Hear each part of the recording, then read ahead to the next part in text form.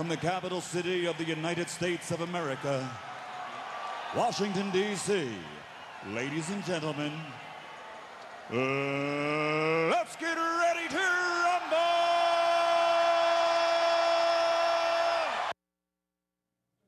Well, not exactly the rumble in the jungle, but this week, Paul Krugman and Ron Paul went head-to-head in the octagon to debate economic policy and the Fed.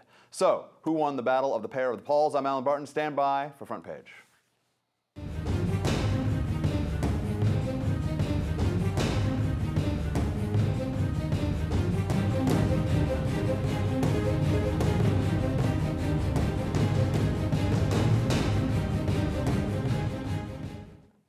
Joining me in studio, Tim Cavanaugh, managing editor for Reason.com, and Terry Jones, associate editor for Investors Business Daily. All right, Terry. In an event that was made for cable news television, Nobel Prize economist Paul Krugman and Republican presidential candidate Ron Paul duked it out over monetary and fiscal policy. This keeps everyone awake. Ron Paul was the first to fire this shot over Fed interest rates. Let's take a look.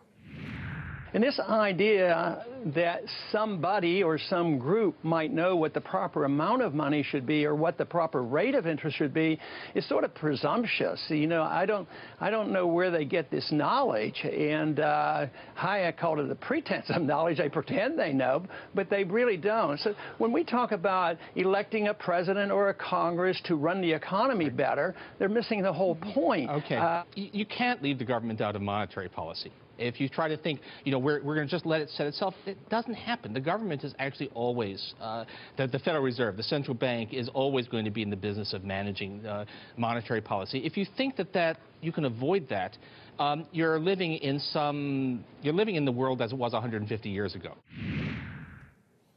Terry, what do you think? Round one.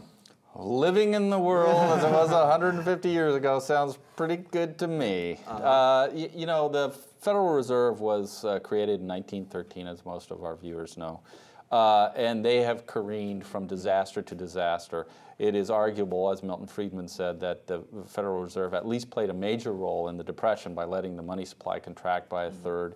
It played a major role in the 1999-2000 downturn. Again, it played a major role more recently in the financial crisis. But you know how they always say, if it weren't for the Fed, it would be so much worse. Yeah. Right? Well, you know, you know, it's like having a fire department that's staffed with pyromaniacs. You know, they go out and they light fires, and then they put them out and say, "See, we put out the fires. What's wrong with you people?" All right, we'll go to Tim for round two here, in which the Pauls argued over which monetary policy was responsible for ending the Great Depression. Let's take a look at this exchange. I'm a defender of the economic policies that we followed after World War II that produced the best generation of economic growth that this country has ever experienced. We had a set of policies that provided, there was mild inflation, there was effective government regulation of the financial system so that it didn't go wild the way it did after we lifted those regulations. We had fiscal policy that stimulated the economy when it was needed. I just remember that Friedman, Bernanke apologized to Friedman because the Federal Reserve was responsible for prolonging the agony of the Depression. You have to liquidate the debt. After World War II, a lot of the debt was liquidated. But guess what else we did? The troops were coming home. 10 million people came home. Big government liberals wanted to have job programs. They weren't put into place. We cut spending by some 60%. We slashed taxes. Finally, the Depression ended. Tim, what do you think? I agree with Ron Paul 100% on that one. I was glad to see him make that point. Krugman had a point that when Bernanke apologized to Milton Friedman, he was doing it for saying that the Fed hadn't done enough. It needed to vastly expand the money supply in the early 30s. But the response to that is whether they're overcorrecting or undercorrecting, they shouldn't be correcting in the first place. Leave it to people to figure it out. And the point of the post-World War II point, you know, we have a media that always tells us, well, taxes were higher than they ever were, and so all this stuff. Ron Paul brought up a point that is extremely important. Spending went way down, and debt was retired. Objective numbers by a huge percentage. Yeah, I mean, you know, Dwight Eisenhower's presidency is getting a lot of revisiting these days. And you know, one of the things that really strikes out at you with Ike is that he was a big deficit hawk and wanted to be retiring the debt. And that's why, I mean, he's the most beloved figure of that time, of the 50s, when everybody said that was when things were really super booming. The last gasp of that was maybe the 60s boom, but we saw how that ended up, or some of us who are of a certain age can remember what, you know, stagflation was like and where that all ended up, and the discrediting of the Keynesian consensus. I mean, we're creating all of those things again right now with even more complicated Fed tools and even more conviction that the Fed is full of these geniuses who know how to work it. All right, round 3 was about the debt, a hot item for this year's election season. Here's Krugman on the debt crisis.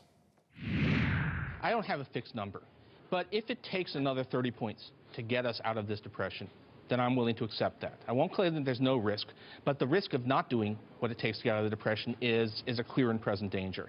I don't want us to go up to Japanese levels of debt, even though they turn out to be able to carry those levels of debt. But we're not anywhere close to a red line here. The main point is that trying to reduce that number by slashing spending now actually makes even the debt problem worse. It's one thing to say, oh, I don't like that level of debt, but if you're going to say, and my proposal is to actually destroy the economy so that we can't, in fact, afford to carry the debt we already have, that's not a helpful policy. If you believe that the world will continue to take our dollars no matter what our debt is, Americans shouldn't have to work anymore because we just print all the money. Terry, what do you think on that argument? Well, you know, Ron Paul is exactly correct. And Paul Krugman, I'll give you the abbreviated version of what I'm going to say here. He thinks we're in a depression. We are not in a depression. And he likens it to the one during the 1930s. And he says we should be doing the same things that FDR did back then. Well, the fact of the matter is, back then we had a more than doubling in spending, government spending, big increase in the debt. We had higher taxes. We had tariffs imposed on 20,000 dutiable goods. We had all sorts of things, new things that came into being, National Recovery Act, the Wagner Act. All of these things increase the cost of doing business. These are the things that people like Krugman want to do now in order to bring us back to economic health. And you're also hearing in Europe where they're actually trying to apply some austerity programs. It's not working. It's not working. And my instinct is, don't you have to give it a little bit more time for austerity to work, and then for that capital to be reallocated, and for people to realize that the government is going to, that's going to take a few years, won't it? And they're also going, we've done 6 months of austerity, it's not going to work. Clearly, it's a failed policy. I would advise you not to use that time argument, because they haven't even done austerity. I mean, you're not looking, there's nobody, Greece has actually reduced its spending, and that's about it. And they've only done it because they absolutely had to. There was really no choice. You are not seeing smaller budgets in the UK. You're not seeing them in France. There's nowhere in Europe that you're seeing austerity. Austerity is when you spend less than you spent the year before. Yeah. Well, and let me make a point about austerity. There are two types, at least in the minds of people who are imposing it. There's the type of austerity that comes and you say, well, okay, we'll tighten the budget a little bit, but we're going to raise the bejesus out of taxes. There have been a number of studies that have been done, and these are longitudinal studies across a number of nations that have shown repeatedly that the best way, if you're going to balance your budget, is to cut spending. And cutting spending is far superior to raising taxes. And unfortunately, none of these countries seem to get it. All right, I want to get to the final round here on Paul versus Paul. The million-dollar question, should we end the Fed? And here's Ron Paul on the issue. I want to do is get rid of the monopoly. I want to legalize competition. There's legal competition on currencies around the world. Why can't we allow ourselves here the legal competition over gold or silver standard? Why was the Fed so frightened about this? Don't hide behind a monopoly and force. People today, if they use gold and silver, you can go to jail in this country. You really think that people...